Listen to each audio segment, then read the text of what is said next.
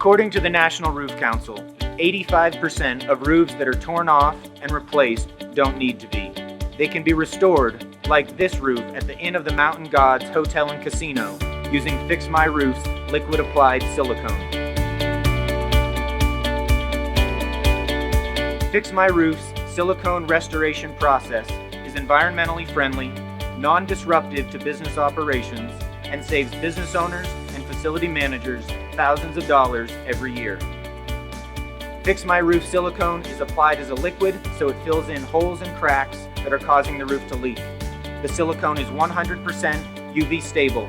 Accelerated testing of 53 years have shown zero degradation, so you can rest assured that your roof will remain leak-free for decades to come. Fix My Roof's silicone restoration process begins with strong management and highly trained roof technicians.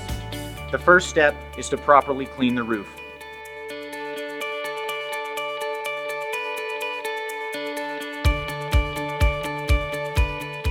Next, we start with a primer, and that is fully adhered to the entire roof surface.